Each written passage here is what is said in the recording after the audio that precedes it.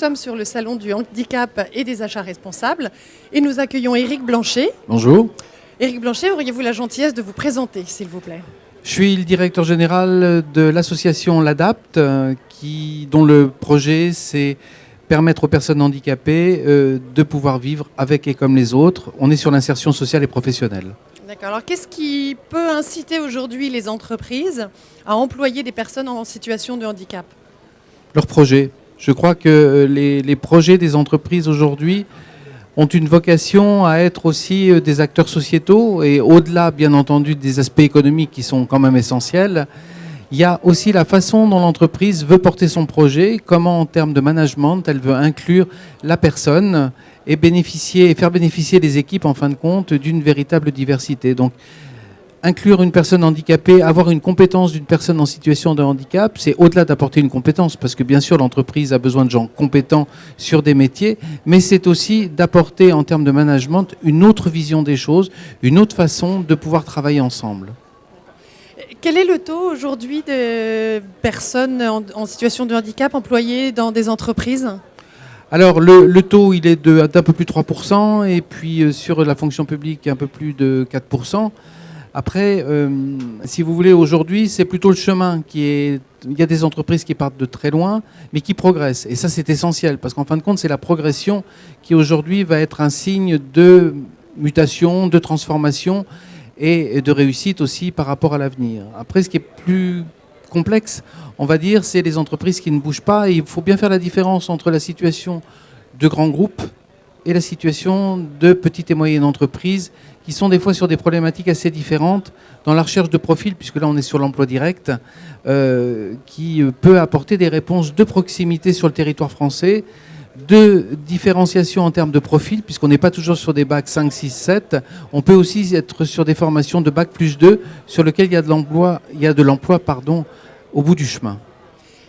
Et au-delà des points que vous avez abordés, fiscalement parlant, est-ce qu'il y a d'autres avantages aussi pour l'entreprise d'employer ce type de salariés? Mais l'avantage, madame, c'est la compétence, parce que l'entreprise elle va recruter quelqu'un de compétent par rapport à un besoin. Donc aujourd'hui, ce qui est important, c'est que quelque part la personne ne soit pas embauchée parce qu'elle est handicapée, mais bien parce qu'elle est compétente, et que la lecture des ressources humaines ou de la mission handicap qui est là pour accompagner dans les grands groupes, mais aussi pour le DRH ou tout simplement le patron de la PME, va bien se définir sur cette compétence-là. Et le regard du handicap sera une particularité de la personne, mais on ne va pas inverser les choses. Comment se situe la France par rapport aux autres pays, en Europe ou ailleurs? Alors la France a des volontés affichées de la signature d'une convention internationale relative aux droits des personnes handicapées. Elle affiche une loi qui existe toujours aujourd'hui, une loi de 2005, donc qui était très dynamique autour de l'emploi des personnes handicapées. Après, on est un mauvais élève, très clairement, par rapport à pas mal d'autres pays. Alors, si on prend l'Europe dans son ensemble, bien entendu, c'est très compliqué d'avoir des chiffres aujourd'hui parce que les systèmes d'information ne sont pas organisés. Néanmoins, la grosse différence avec d'autres pays européens qui ont déjà avancé sur ce sujet-là, c'est que l'emploi accompagné, par exemple, qui est une thématique européenne installée depuis 10 ans, et quand je dis emploi accompagné, c'est l'accompagnement de la personne, mais aussi de l'entreprise sur du long cours, dans notre pays n'est pas possible, puisqu'elle n'est pas prévue réglementairement. Et aujourd'hui, le vrai débat sur l'emploi direct, c'est comment on pérennise, comment on arrive à accompagner et l'employeur et la personne handicapée vers une sécurisation des parcours sur l'emploi. Donc, on est middle class, on va dire, dans les résultats. On peut faire beaucoup mieux.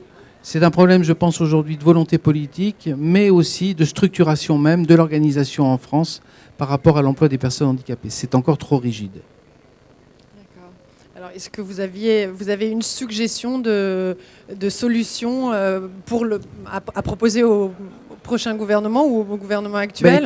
Écoutez, aujourd'hui, il faut arrêter d'opposer les choses. Ici, on est dans un salon qui est remarquable, qui est remarquablement intéressant, parce qu'il lie en fin de compte ce qu'on appelle le travail protégé, les entreprises adaptées, les ESAT, mais aussi l'emploi direct, ce qu'on appelle l'emploi direct. Donc ce sont différents leviers qui doivent permettre à l'entreprise de pouvoir faire travailler des personnes handicapées, quelle que soit leur situation de handicap, puisque aujourd'hui, derrière le mot handicap, vous allez avoir le handicap de naissance, vous allez avoir le handicap moteur, le handicap psychique qui prend une part importante, et vous avez ce qui arrive aujourd'hui, et c'est ce qui percute un peu les organisations aussi, c'est tout ce qu'on appelle les maladies invalidantes. Donc c'est le maintien dans l'emploi, avec le vieillissement de la population, et puis avec des maladies qui n'existaient pas il y a quelques années, qui aujourd'hui prennent une part importante dans l'organisation et dans le fonctionnement des organisations. Il est impératif de pouvoir arriver à accompagner ces situations-là. Très bien, d'accord. J'imagine que vous êtes heureux d'un tel salon.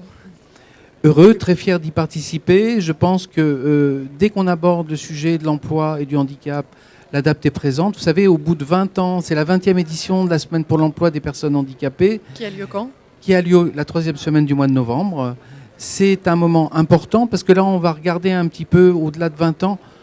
On oublie souvent les choses, on oublie d'où on est parti, on oublie le chemin, on oublie des fois un peu de remercier les partenaires, puisqu'on peut considérer que ce sont des acquis. Derrière moi, je vois Société Générale, qui est un partenaire depuis de nombreuses années dans cette aventure-là.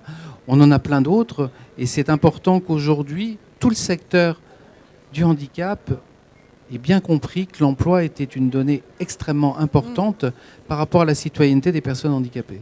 Très bien. Merci beaucoup. Je vous en prie, merci. Merci.